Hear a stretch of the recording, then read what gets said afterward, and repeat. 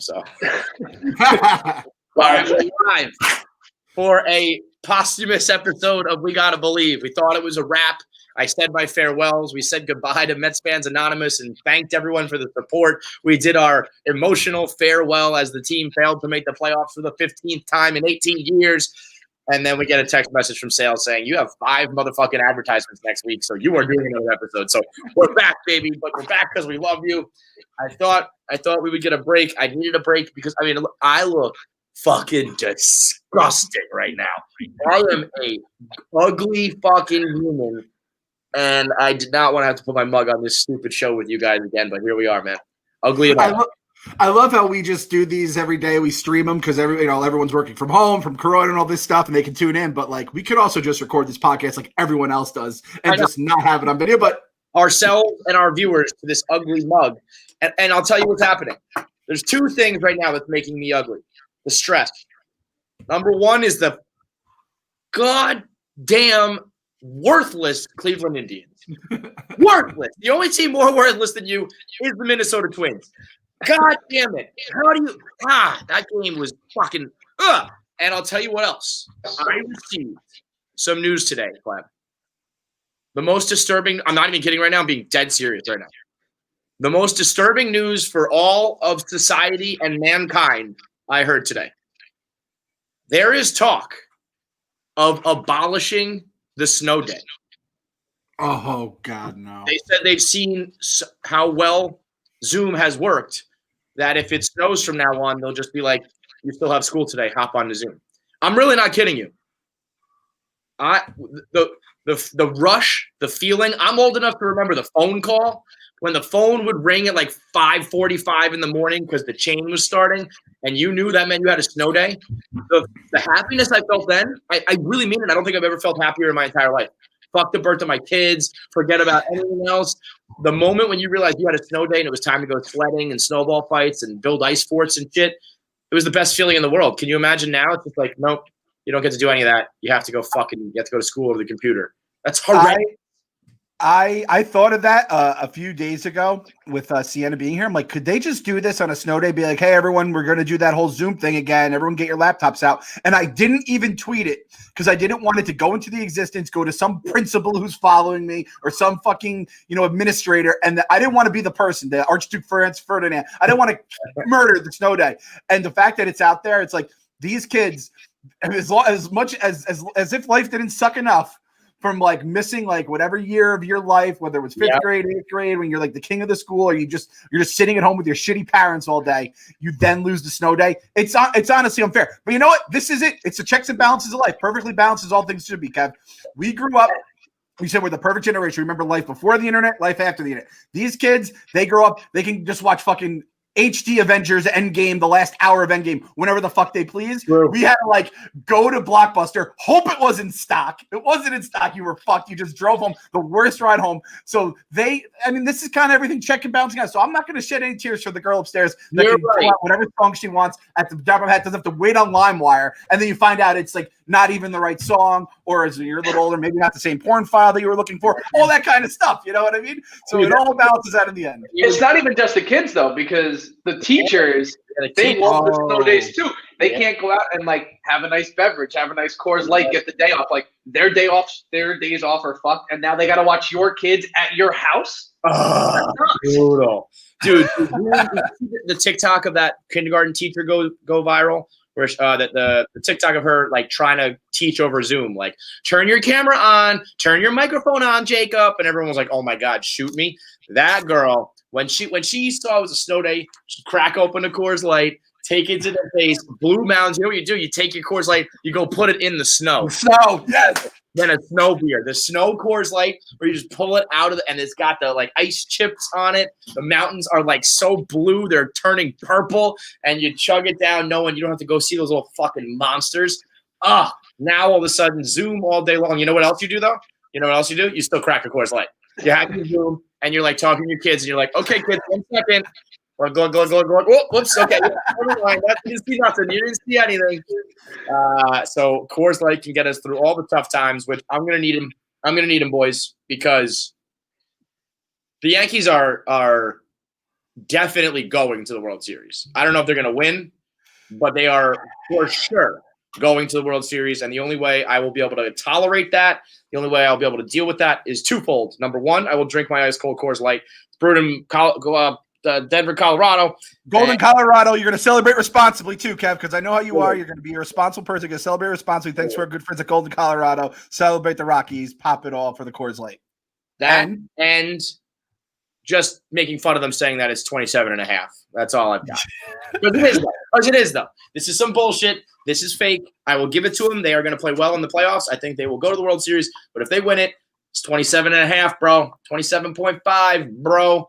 But, man, if all those bats are going to, like, hit like that, I mean, if Judge and Stan are hitting home runs, if Urshela is going to be an all-star on both sides of the field, if the bullpen stinks, but, I mean, okay, let's get into it with the playoffs. These playoffs, they fucking suck. I don't like it at all. The format, I thought I was going to like the day of, 10 games. Hated it. Couldn't keep up with any of it. I ended up watching no games because I was just kind of like checking scores of 10 different games at a time. Missed like some of the good moments. Like I would have loved if yesterday we watched the Bauer game in the 13 innings and the Yankee game at night, and like one or two sprinkled in between, it would have been like classic baseball all day long. And instead I'm like trying to, oh shit, the Astros just swept. Like, all right, they're moving on. These guys are on game one. What's happening? It was way too much for me to keep up with. I hope that this is never like something they consider doing again. I hope it's only because of coronavirus. But my other point was it's the biggest fucking crapshoot I've ever seen. Rays versus the Blue Jays is a 1 versus 8. Like the Blue Jays and Rays have played each other all fucking year. Like they can easily go win 2 out of 3, no problem. And it's an 8 versus 1 upset. Like these are not the right matchups. It's fucking crazy how like jumbled up and how like jam packed the middle is with only 60 games. And that's, I guess, why baseball needs to be, a longer sport, because the cream would rise to the top and maybe teams like the Blue Jays would fall completely out of it. But at this, I don't know. I mean, it just seems like all of these, the 2 7s and the 1 8s are just as close as the 4 5s are to me. Yeah, it's like hockey and shit like that, where just nothing seems to matter once it goes Right. into it. And yeah, it's so I could just see it from a mile away. Of course, I can see the tweets now because it's just what's the one team that if they win, it's going to be a battle with their fans and everyone else about. And the only team that talks about how many championships they have is going to be the team that wins it, and it's going to be in a season where we all said. Fucking in April, we're like, this shit isn't going to count if it's going to be a 60-game season. We said we need at least 81, and then when half the games are like 7-inning doubleheaders, and more teams made the playoffs than didn't make it, and the one fucking franchise is the loudest franchise of Mamalukes on the planet. That's what's going to just be what Twitter is from like November until April next year, and then even after then, because it's going to be 28 rings versus 27.5. It's going to be obnoxious. You know what I want? And I think this is how it'll play out, right? I think I'm going to come all the way back around, and I want the Yankees versus the Astros. And I am going to root my fucking flip-flop for the Astros. I am going to flip-flop so hard on them. Who gives a shit? They were just trying to get a competitive edge. That's what winners do. I want like the Yankees to like have to be the ones who could potentially like, exact revenge and vanquish the fucking dragon, and they lose to them again. Would be so fucking sweet. And I don't like what I'm seeing right now. Carlos Correa stepped up yesterday and was like, what are the haters going to say now? Yeah. What are you going to say now? We just beat one of the best teams. We're advancing. We're advancing on. And I saw even Jared say this, but I saw a lot of people being like, you want a playoff series in a fake season with no fans. And it's like, well, which is it? Are we then you have to then why do you care about any of the playoffs? If it's going to be fake and you're not going to give them credit because there's no fans in the stands and it was a 60-game season, then you can't come over here and be like, wow, the Athletics are so like, what a great story. It's either nobody counts or it all counts. You don't get to pick and choose based on which franchise is winning that you do like and you don't like. So to me, what I would say is I'm just not that impressed with like a 2-game beating the Twins. Is like, the Twins are. They're a bye. They're a first round bye. They haven't won in 18 games. Let me give a shout out to Minnesota. For years now, I've always had this debate about, not even a debate, I say definitively that we, or me, because you're fucking gypsy ass, has it worse than anybody on the planet Earth because we have the crosstown rivals in our own city who ruin our lives. And that's why we have the X factor of being the worst losing franchises in the world. And Minnesota always enters the chat. And I always give some props to Minnesota, but I say just that. You don't have anybody on your own newspapers, your own sports radio, at your own bars, the girls you date, the guys you hang out with, the coworkers you see. You don't have to deal with that in your own town. I'm willing to now say Minnesota Twins fans have it at least as bad as Mets fans. 18 straight playoff losses? 18? 18 in a row? What is that? That's got to be 5 divisional rounds, a 1-game wild card, and a 2-game sweep this year. That's got to be like the combination. I mean, and like 12 of those have come at the hands of the Yankees. It's disgusting.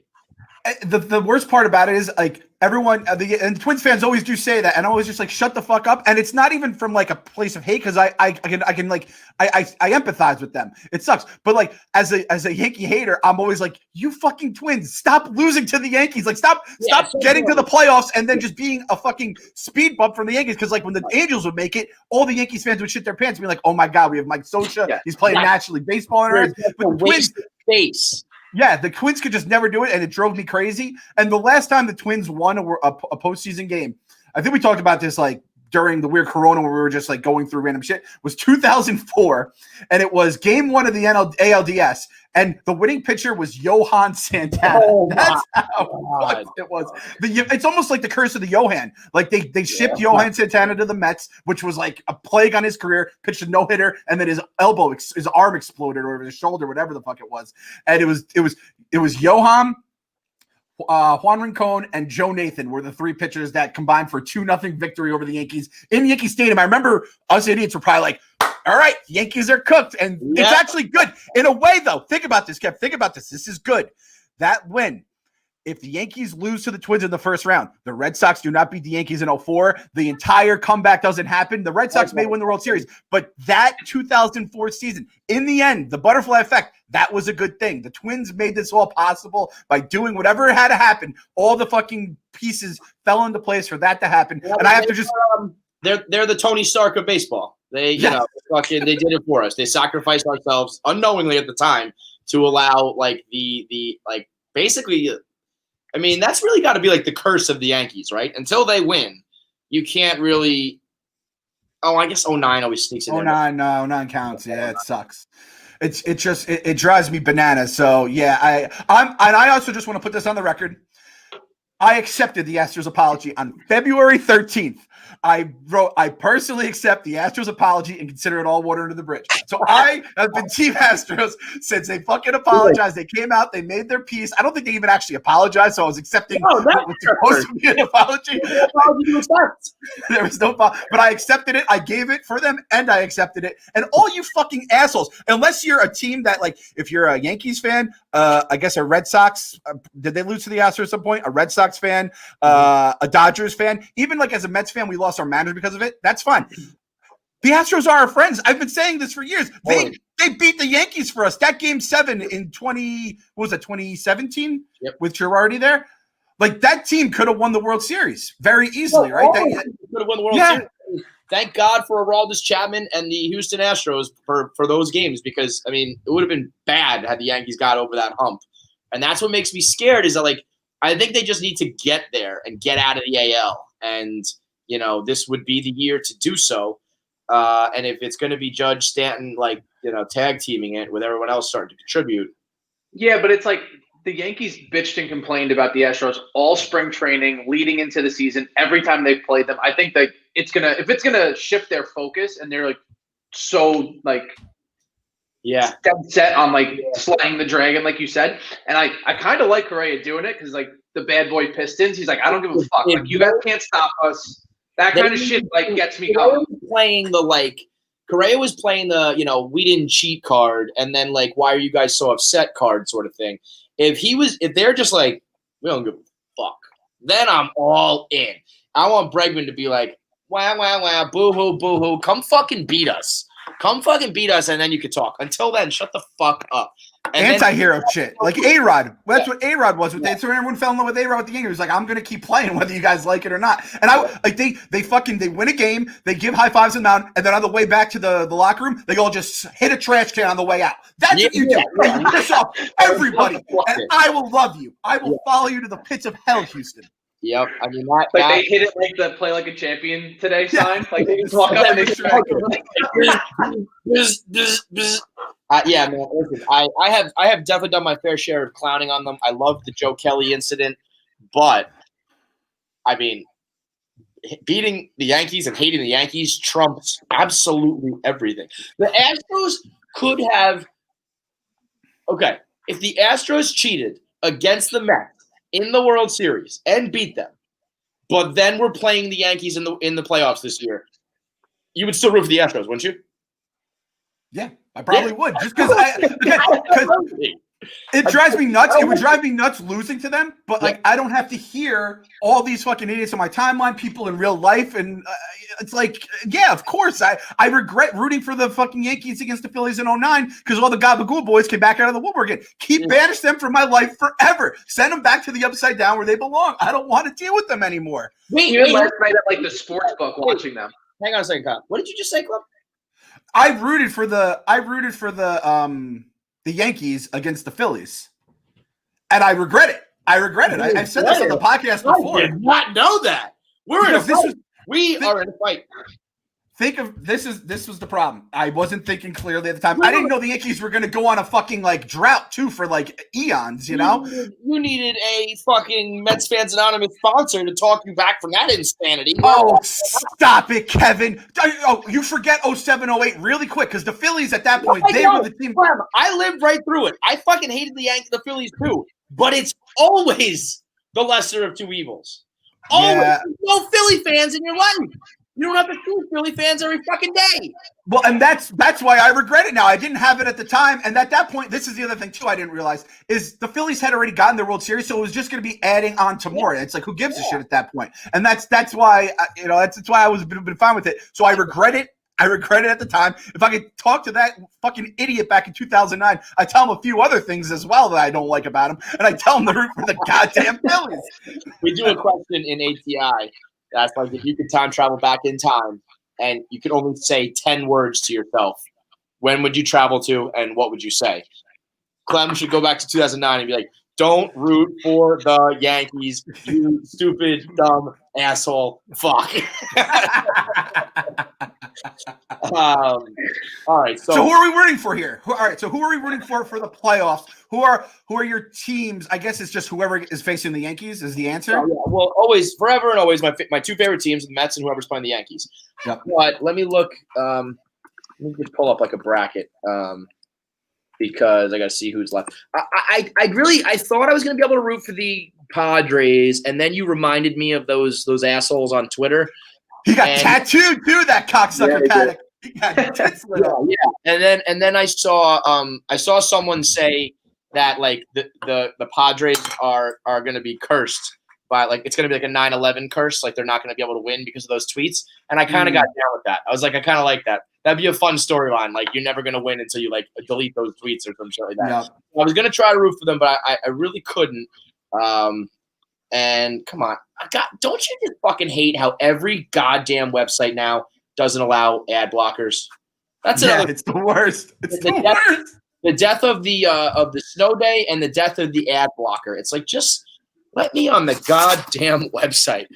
We gotta build like the new ad blocker 2.0, super ad blocker that they still don't know the technology for like 5 years. Because I'll pay for that shit at this point. All right, I am rooting. I know they're a 1 seed, but I really want the Rays to get their flowers and get their respect. Like they've been such a good regular season team. They never seem to get over the hump. They're so well run. I would like to see them make a run. The Tribe are out. They're useless. The Twins, you're out. You're useless. The A's and the Sox are a different story, like a similar story too. Like both of those franchises deserve some love. I'm going to give the A's the edge, even though, again, usually I would root for the underdog. A's and Rays are similar franchises to me that like deserve a ring for they've done it the right way and the only way that's possible for them. And unfortunately, that's always like gets you to the playoffs or to the edge, but you never get to go all the way over. So in the AL, I'd be rooting for anybody against the Yankees. Would you rather the A's or the Astros come out of the bottom bracket to potentially face the Yankees? I think I'm gonna lean towards the Astros now because it will piss off so many Yankees fans if they lose to them again. I'm also a Sons of Uribe guy, so I'm the Sox are my team. I've been pulling for the Sox from day one. They're kind of my one team. Getting eradicated by the Yankees, though. It does feel like one of those teams. It's like I've seen the Astros do it to the Yankees before, and I've seen the Astros beat the Yankees before. Now, granted, like Verlander's toast and Cole now pitches for the Yankees, but I feel like the Astros probably have they know Cole's Achilles heel. I don't know if he hasn't faced him this year, obviously. So I feel like they might be able to they know what makes his engine tick, what'll blow him up. So that's the only thing that kind of gives me some hope. Plus, it will drive Yankees fans. I'm more about in these situations. I'm more about the offense where it's like those guys can go out there and be like, we know our bats can hit in the postseason because we've done it before. So no fear. The A's never seem to get over the hump. The Rays never seem to get over the hump. The White Sox are too green, I think. So I think, oddly enough, pulling for the Astros in the AL. So there's your answer. I don't want the A's to leave the first round other than the Sons of Uribe thing because they always lose to the Yankees. It's just fucking – if I have to see Jeremy Giambi walk into home plate one more fucking time, I'm going to kill somebody. And the A's are just going to be the Twins. They'll be the fodder, the Cleveland Indians fodder. They will just go in and they will get shit on. So fuck the A's. They're out. The White Sox I could actually believe because it's like there's a little bit of scumbag to them. I feel like White Sox Dave will get into mush his head. I feel like there's a legit hatred there that I'm bringing this into the Barstool world. You throw there's no really Astros guy. I think Chaps abandoned them. I feel like White Sox Dave versus the Yankee guys in that Philly house could be. I'm on the list, but I will gladly pick up and fight the fucking autistic gang with the Yankees. I mean, what? They've got to be trolling at this point. Nobody celebrates like that. Nobody celebrates the way Tommy and Hubs. They've got to be leaning into it now. Hubs is not as bad. It's Tommy with the clapping and the weird shit. I just can't take them. So I know I'm on the list, Dave, but if it comes down to it, we're going to battle together, babe. Once the Yankees are done, we can go back to war. I'll root for the NL if you're in the World Series or whatever. But listen, whatever feud you think you have with me, White Sox fans, it is a far cry from the enemy of me enemy is my friend type shit. When you're talking about it's like World War, you're linking up with countries you never thought because we got to fight the fucking Nazis. I was actually thinking you're the dude from Saving Private Ryan, like the guy they take hostage and they don't kill. You're gonna probably turn on him, but just take him in. Listen, I'll make my plea to White Sox Dave on the side if they get that far, but Kevin can rile up Yankee fans. I mean, just look at the mentions and all the fucking things that obviously your Mona Lisa that you have with all the scumbag Yankee fans in the crowd. You piss this fan base off more than other. You need to get all these people on your side for a potential ALCS down the road. And again, I don't. Maybe it's because our team was dead from day one, but I can't imagine ever getting this high and low during this fake ass season. I just don't know how they do it. Tommy is maybe wired different than us, but I don't know. If we were on the couch right now watching those games like we were back in 15, Clem, we'd be gassed up. I guess so. Yeah, I guess so. That makes sense. And I'm sure it's a content thing too, where you want to just win the title. You get to sell the shirts, you get to do all that kind of shit. So you're in it as well as your team, even though it's a fraudulent season. Uncle Stevie's coming anyway. Yeah, it's very easy. It's easier to dismiss losses when they occur because you can just say the season's fraudulent.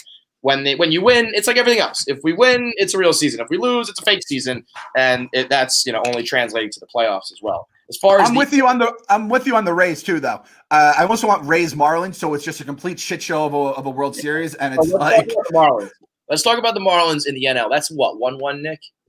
1-0. As of now, we're taping this on Thursday. 1-0. Okay, so I mean the Marlins. If it wasn't for my absolute deep-rooted hatred for them, I would be rooting for the fucking. I'd be the biggest Marlins fan in the world because they are an agent of chaos. They have no business being there. The fact that they were in and not even the 8th seed, like a middle of the road 6th seed, and the fact that they beat the fuck out of the Cubs yesterday is like, I mean, a team. But then you know what? I mean, what am I talking about? The Jeter effect. Come on, you can't root for Derek Jeter. I can't have Derek Jeter. Yeah. So. They've only been in the playoffs twice, and they won the World Series both times. Is that so? Insane.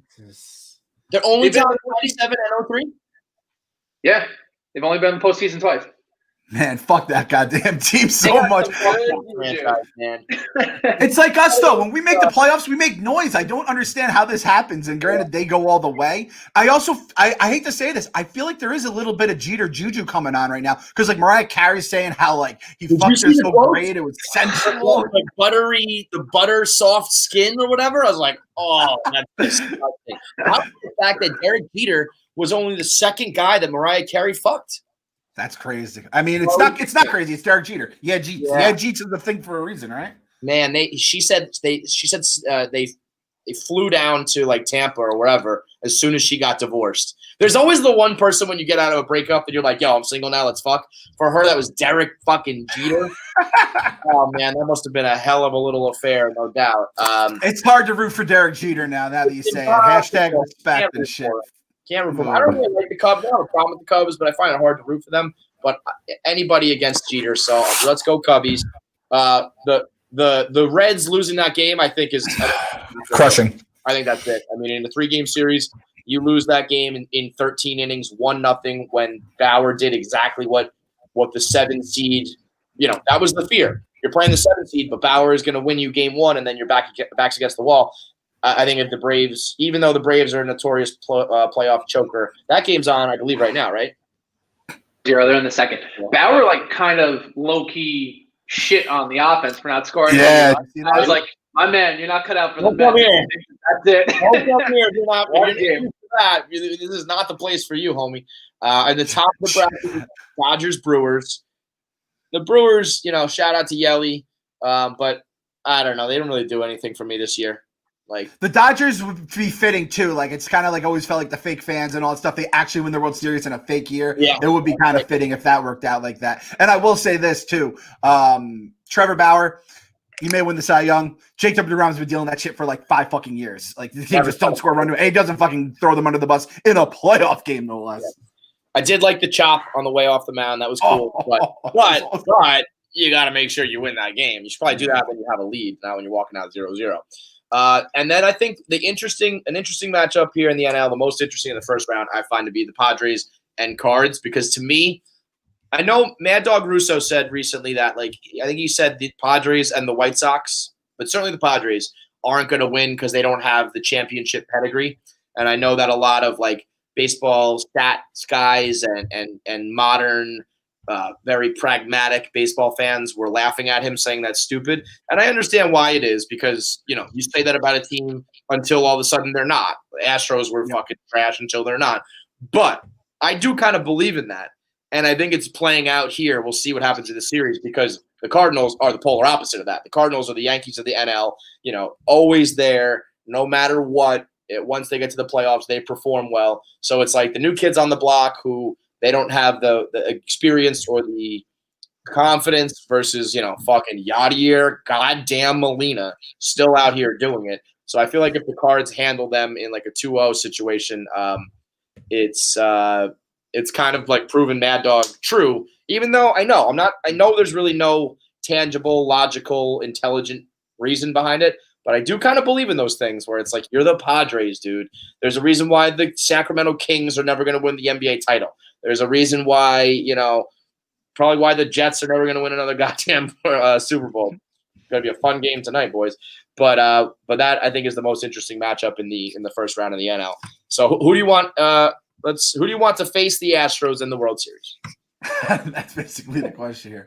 I could give me the fucking Dodgers, and Dodgers Astros, a little revenge game, a little revenge series too would be a fun one, right?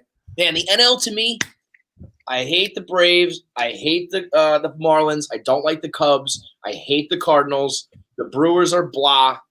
The Cardinals, the Reds to me are kind of blah.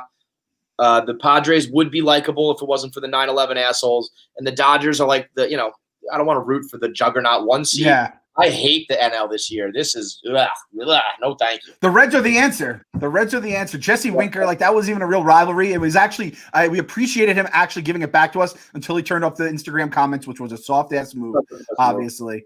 However, the most important thing is the Yankees losing. So I want the Dodgers to come out of the NL just because I think they're the most formidable opponent that will be the biggest problem for them.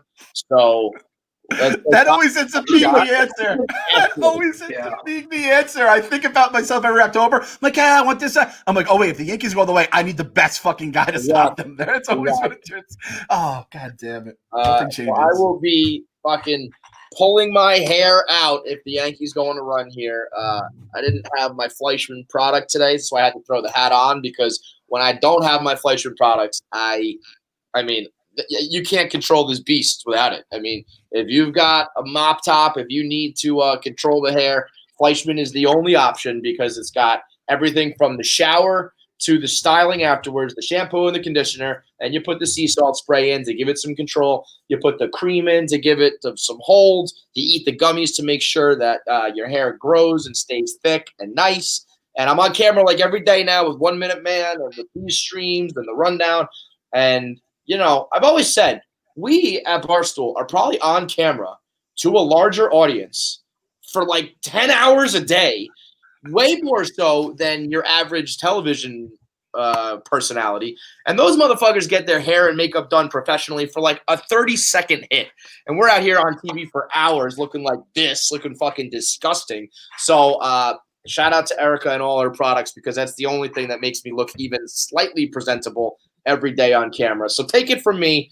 If I don't look good, my hair looks like shit, I get made fun of so goddamn much every single time that this is the only answer I found to work. So if it works for me, it should work for you. Even if you're just sitting at home and not working from home or not going to the office, style it up. You always, it's the Deion Sanders, look good, feel good, play good. And when your hair looks good, you're always confident. It's damn good hair. Go to Fleischmann Salon, FLEISCHMAN salon.com. You can either do /shop or just go right to the top and click on shop and use the promo code BELIEVE for 20% off. You get the additional discount if you subscribe and get regularly scheduled deliveries. The gummies help your hair grow. Clem, when was the last time you were rocking some Flow? I'd say probably it was probably like 2007 or so. 2008. The collabs did you in, huh? Yeah, it's probably exactly. That was it. The Mets, I was like, you know what? We're just shaving it. We're going to try to change the juju. Clearly didn't work. I need to get back on the train now. Now that Uncle Steve is coming, we hit the reset button and start fresh. You have this fucking flow all of a sudden. Get the Fleischmann gummies out, man. The hair you do have grows in thicker and shinier and healthier and can even help you grow in some more. And make sure you get on the train with, Propecia and everything to grow it back and then let Erica take control of it. She is like the way Jared is with baseball, she is with hair. It's like it's her entire – she's married to the game. So listen to her. Salon.com, promo code BELIEVE for 20% off. What else we got on the Mets front? It sounds like they are going to try to expedite the Cohen approval. I know that they – I guess it sounds like they need – I kept hearing the winter meetings because it's like that's when the owners are going to physically be together. Why the fuck do we even need to be physically together? Like let's get like an email going around that says like I approve, and let's get this shit done. Yeah, I think like with it was always in mid-November. There's when the meeting always happened when they would approve that stuff or whatever. And obviously it's a different world now with it all being online. And I'm sure there's going to be people making their cases for and against. Cohen will make his case to then be like, I'll make you all fucking filthy rich. Trust me, this is going to be a good thing. And all the hate. I want to know who the haters are. So they're on our death list. And again, this goes to I love the White Sox. If Reinsdorf goes against us, Reinsdorf is on my hit list. White Sox fans hate him more than we do. So that's fine. And I think that that's like the one thing that Rob Manfred has actually done right, it seems like, is that he's like, we're just going to try to get this done. They know this has to get done. And if the Wilpons somehow can't sell to him, if they sell to A-Rod or things just fall through, the Wilpons are just going to like die. I think like if they don't sell this team and get this money by January 1st, they just turn into Dust Thanos style. Yeah, I was going to say straight up like snap and they just disappear. And the world would be a better goddamn place if it happens. Let's get that shit done. Let's let Stevie cook it up and really get cooking. Oh, by the way, I don't want to be negative, and what's done is done.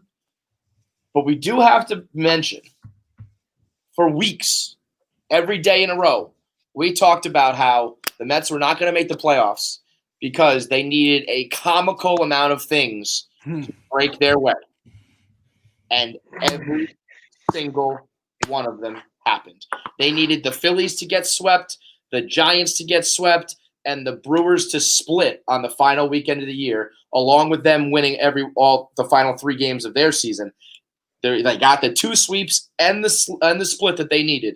They actually controlled their own destiny in the end. They just didn't know it. So had they just won those 3 games, they actually would have made it in super improbable fashion, which is just makes it 10,000 times worse. And you want to know a consequence of that happening? Mama Clance has someone in the doghouse big time. Michael Conforto is in her doghouse big time. You know how he just, he aggravated his hamstring and he just said, fuck it, I'm out of here. My mom, I don't know if she did it, but she was threatening to call WFAN. She said, I'm going to call Maggie Gray. Her and Maggie are friends. They get along. And she was like, I'm going to call Maggie tomorrow. That Michael Conforto, like, you don't, it's not like you had a torn ACL. You just had an aggravated hamstring. You could be on the bench maybe for a pinch hit situation, or maybe you're just a gamer, or you just be there for your teammates for just 3 more games. There's no reason you go home. She's going on and on and on. And then I would bring up like another topic and she'd be like, yeah, you're right. But that Conforto, I mean, she is hot over this issue. So Michael, if you're listening, you got some digging, dude. You got to get out of the hole, man. Mama Clance is not happy. And I got to be honest, I'm kind of with her. When he did go home, I was laughing about it because I was like, fucking whatever. But when you realize that, we needed to just end up in the end, all we need to do is win 3 games. We probably could have used our best player in those moments. And I mean, we got our asses kicked that weekend, so it wasn't like it was even close. But I think she's right on this one. I don't know why you can't at least be there. If people are talking about him emerging as a leader and shit, I don't think you just bail when you have an aggravated hamstring. This is not good. Parent baseball grudges. Those aren't easy to untangle. Those things stick. My dad still has like his love and his irrational love and irrational hatred for players from like 2004 still. Like, I don't like him. I was like, Dad, he's been retired. Like, he's like our manager. You know what I mean? Like, and stuff like that. He's just going to, I don't like, we need to start the new season fresh. We need to figure out a way. I mean, Mama Conforto is like a beloved character of Mets world, as is Mama Clancy. We can't have Mama beef going on right now, let alone. I just texted her right now. I said, you still mad at Conforto, so we'll see what she says. She also is under the impression, maybe you guys know this, I don't think I reckon. She said that there was a commercial that ran on SNY with Michael Conforto's grandma. It was.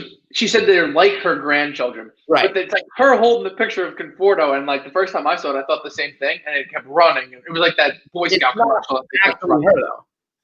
No, okay. I don't think so. So it's just like I'm an old woman. I'm a fan. I call them my grandsons, but it's not actually because my mom was. She was so mad. She was talking about yelling at that woman. Like, I loved it for like in my mind, like my fan fiction. Like that was Mama Conforto's mom. I was like, oh, Grandmama Conforto. Your daughter's an American hero. She's a gold medalist. She's beautiful, and she popped out Michael Conforto. Listen. Michael Conforto hopefully is not going anywhere. We need to fucking get whoever. If Maggie needs to be the person to set up this meeting, we need to squash all these beefs. We have to go forward in Uncle Stevie's world in a positive mode. And Mama Clancy is very important to this because she was the optimist of you. She's the happy person. And there's nothing Michael would have done. I think it was probably a hamstring strain. His hamstring probably came off the bone, but the Wilpons didn't diagnose it right with their stupid. I know. I was going to say. Let's be smart here. Again, these are things where. Like, just lie to me. All right, let's say he just, like, tweaked his hamstring and he was like, you know what, fuck this, I'm going home. Just tell me that it's, like, a grade 10 strain or some shit. Like, it's really bad. Because when you say things like this, although I will I will say I haven't heard anybody else be upset about this other than my mother. But we just don't need any excess, drama or anger or whatever. We need a clean slate. So let's all squash the beef and get ready for next year. Let's see. Oh, so I think I mentioned this last episode, but I'm officially doing it. We will be throwing a We Gotta Believe gala. We will be doing a Zoom gala, or maybe we'll get together. You know what? We'll do like a Friday Night Pints. Did I say this already? Like a Friday Night Pints gala. We'll all get together here. We'll have some Mets fans at the Horseshoe, and we'll have our own gala coinciding the same night or the same weekend or around the same time as Steve Cohen, El Jefe's. Yeah, my mom said, yes, I'm still mad at him, but I should be, right? She's like, I'm allowed to be. I should still be mad. Ooh, all right. There's a hole there. There's some wiggle room. Should I just lie?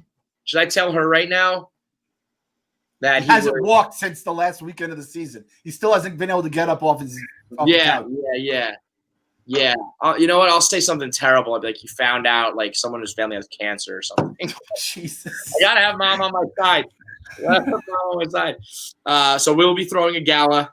And maybe is this when he gets the team, or is this or is this his opening day gala? I think his opening day gala. We have our own opening day gala. I think we do like almost a virtual Barstool at the Ballpark. We Gotta Believe gala live here at the Horseshoe. We'll get decked out. We'll dress up, bellow the ball. We'll drink some champagne, and we'll usher in the new era of Mets baseball. I like this idea. And until then, though, I mean, unless sales decides that they've got another 25 ads to squeeze in here, I think we're going to press pause. Who knows? Maybe we'll pop in when the Astros sweep the Yankees or something like that. If there are big time Yankees games down the road in the playoff, I'd imagine I'll be making a electric chair appearance in Philly. So you might be seeing some We Gotta Believe content throughout. But for the most part, we're pressing pause until the off season. What do you got, Kyle? His bus driver drove the Astros on their playoff series this week. So the Astros just quietly pulled him off of the bus as their driver, but now they're looking into it because they're like, you might have to quarantine. It's just going to totally fuck the playoffs. Oh, I love the Astros for fucking this all up in a weird way. I would fucking love just causing absolute. Wow. You can't, and the Yankees, you can't have Stanton and Judge just waiting for the next series all willy-nilly. They could get hurt. They could just twist an ankle at any given moment. Soft tissue injury. You can't have that happen. All right, I just want to ask you one thing, Kev, before we get into the offseason. We'll just put it on the record now. Who do we want to see? Where do we want to go? All right, because I thought of this last night. Lindor, we've talked about Lindor in a trade, right? And I love that, but I don't know if we need it. Lindor Oh, we need it, brother. We need it. Yeah, we need it. Give me. What are we going to do? Give me Jimmy, though. He's so cute. He's so good. I say this, but I keep telling guys, we have to change our mentality. And Gimme Jimmy is a fine ball player and a great kid and a nice guy. We are above Gimme Jimmys at this point. We can have those guys as late inning defensive replacements and a scrappy pinch runner, pinch hitter sort of thing. But I would prefer a monster franchise shortstop, and that's how we got to start thinking. So we need it, but it is a pipe dream. Arenado type deal, pipe dream. What do you think is a realistic move? No. I think all right, so think of a trade, a big trade that you want, a big signing you want. And again, I think Uncle Steve is going to be just as much about all the infrastructure and stuff behind the scenes and actual people that know what they're doing and no more Mr. Met flipping off the fans dumpster fire shit. But we can dream about a signing, a trade. I was even thinking Lindor, and I was looked up because Francona last night. I was like, give me Francona too. I love a manager that actually feels like he brings something, and his contract was up before they extended him. 2020 would have been the end of his contract, and he'd be a free agent right now. It would have been so good. It would have been so perfect. I was going to say, as much as I don't believe managers are important right now, if there is an option out there that would just, to me, the most important thing that you can provide with a manager right now is no chatter about the manager. You know what I mean? I just don't even want that to be an issue. I don't think that whoever you brought in would really be much better than Luis Rojas, but if it's somebody that the media will just shut the fuck up about and we have our manager and it's a long-term deal and he's a baseball, a respected baseball guy, done. That would be nice because I just don't want to talk about it anymore because I don't think it matters. I think a Lindor or Arenado trade would be my pipe dream. Sandy Alderson gets cooking with the trade. A signing, I feel like George Springer is the name that people. I mean, I would love Bauer, but I just from this inside scoop that Rocket has put in my brain, it just sounds like it's not even worth getting up for. Springer seems to be the guy that like everyone's like, I wouldn't overpay for him. Like, go ahead and overpay for Springer. Good luck with that. I mean, he's a good player, and like he's not like my dream player. Can he play center? He's like these guys. Yeah, we can put him center. So like, having a real center fielder would be ideal. Even though Springer will probably get more money than he deserves, and who knows without the trash cans and this, that, and the other thing. But are there any other like big outfielders on the market? I want a center fielder. I want a Jackie center Bradley Jr. He's a good defensive. I mean, his bat came on this year. They're both 30 and 31 though, so it's like if you sign him, maybe like a 4-year deal, if they're willing to do that. I mean, I cannot go another season with Brandon Nimmo and the committee out there. I mean, it's too important of a position to just be like, wow, I don't know, we haven't figured that one out yet. So some sort of center fielder or a monster trade for an infielder star. And I mean, I think you have to sign. If it's not Bauer, I don't want to go down the Stroman road again, really, to be honest. But I think you need some sort of starter, right? You can't. They're going to say though that Noah is like our acquisition. Yep. Or that I don't know. That's a Wilpon. So maybe a new way would be like we're going to couple it with. There's not even like a 3 out there. Like who? I know there's not many top end guys, but there's nobody who's even just like a serviceable guy. I'm looking here at like the best available and shit like that. Tanaka, that would be funny just because of Tanaka. Taiwan Walker, I guess he had a decent bounce back year this year. Mike Minor, Robbie Ray. I mean, Odorizzi, Quintana. That motherfucker, Cole Hamels. So wait, this is the 2020 free agent, right? It's listed here as 2020, 2021. I think you have to. I think Real Muto, you just have to sign. I think he's going to make the offense better. That's like already a done deal in my mind. That's why I didn't even bring that up. To me, that's like if that doesn't happen, I think that like something's gone catastrophically wrong. Because remember how like it was like Noah was complaining about having to throw to Rama, and everyone and then Jake got his own catcher. It's like we just need a guy who's good, who can frame, who can block, and he's good at all that, right, Kyle? Like the numbers say he's a good, like great defensive catcher, and he's obviously like the best offensive catcher. He's like a no-brainer. So I think that kind of just goes with it, and it would just be so fun to just Uncle Stevie just pluck him right off the Phillies and just put him in our lineup. It works on so many levels. He's the number one free agent everywhere you look. So that's my guy. How and then about the pie in the sky is Arenado for me, but I think if you trade for a center fielder that's not a stud, but a very good defensive guy with a decent bat, I saw like Ketel Marte and stuff like that. People were throwing his name around, which the Diamondbacks are so weird. I don't know what the fuck they even like, if they even have a plan with it, any of these guys. They just kind of they just are always shifting guys in and out and moving guys around. But who I want? Who I want? I want DJ LeMahieu. Yes. Go get him. Just fucking, or at the very least, drive the price up to fuck the Yankees. But go get him. I don't put it past Cohen to overspend on that guy. I also don't put it past like there still being a little bit of a Mets stank where LeMahieu just like ends up sucking for the Mets.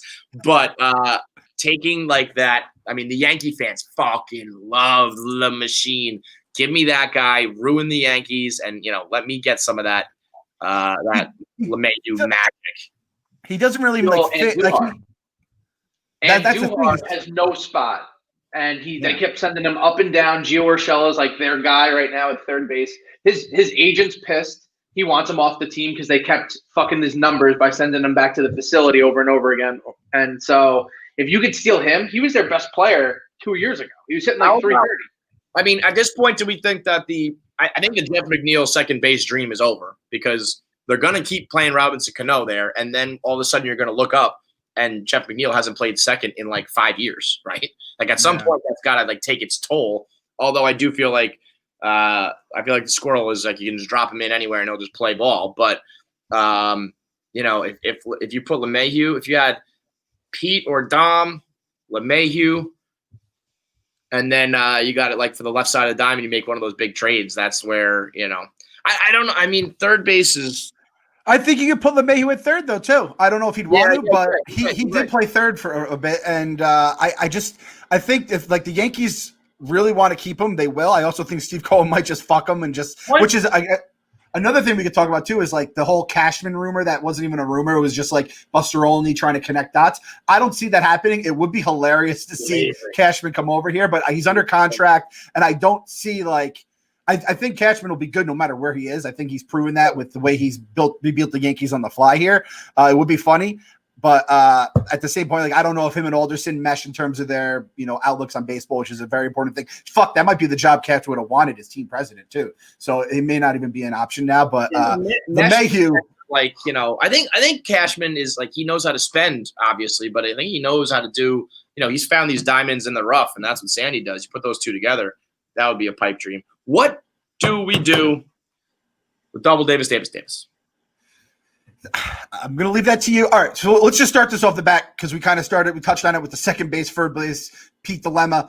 Are we throwing Pete as our DH and Dom as our first baseman when we take the field next year if we don't trade one of them, which is a possibility, I think that's what's going to happen, but that's what should happen. I think Pete Alonso is going to be like, I want to play first, and they are going to like give him what he wants unless it just like – continues this way for a long time and it gets to the point where it's like, Pete, sorry, bro, we're playing Dom. But I believe that it'll be Pete at first, Dom DHing when he can and like splitting a little bit of time at first. Okay. So you think they're both going to stay? I mean, you could trade one of them and fill that role in center. I was thinking with Double Davis. He's my guy and I love him, but like what's more valuable? Trying to put Double Davis in a spot, square peg, round hole, or and getting his bat in the lineup, or getting like a pretty nice haul back for him because he's just like a good young player. I don't know where. I hate to do it. Both Davis, Smith, Alonso are three guys that I all love. That I do feel like trading them makes a couple of them makes sense. I don't know if I necessarily want it to happen, but if there's ever been a case, I love when people call WFAN with trade ideas, it's always like, let me trade this bag of balls and two players to be named later for a Cy Young. And it's like, that's not how it works, guys. If you're going to propose a real trade, you have to put some value on the table. So it breaks my heart, but there is value there that we can't, I don't think we can maximize those three guys. So why not try to trade them for positions that we can maximize? If you get some sort of center fielder in return, you're getting everyday production at a spot you need it, as opposed to this like, should we DH him? Should we put him here? Should we put him there? So it hurts me to say, but I think Sandy and whoever it is should maybe look into some trades this offseason with some legitimate, none of this like prospect shit for like a stopgap veteran, blah, blah, blah. We're talking about like, major league guys ready right now for some major league guys ready in return, which is, always a scary proposition, but I think it probably should be done.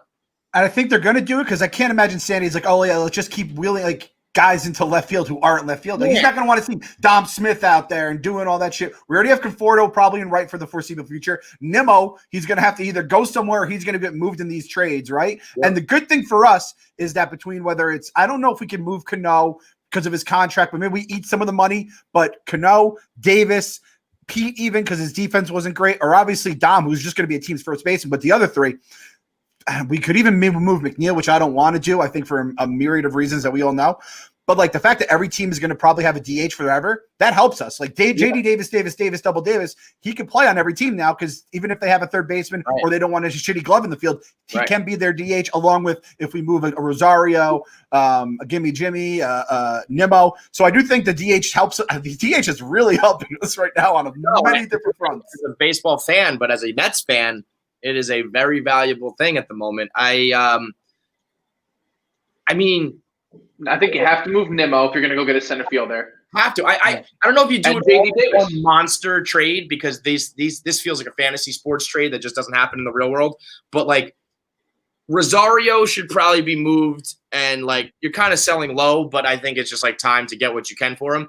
Nimmo, and then some combination of those three guys. I said, like, I mean, that's like four players that all could be and probably should be moved. And I don't know if you can package all of them together or a couple of them together, but if you could be like, we're moving all of these guys, and in return, we're getting an everyday center fielder and a new starter, or we're getting an everyday center fielder and someone on the left side of the diamond.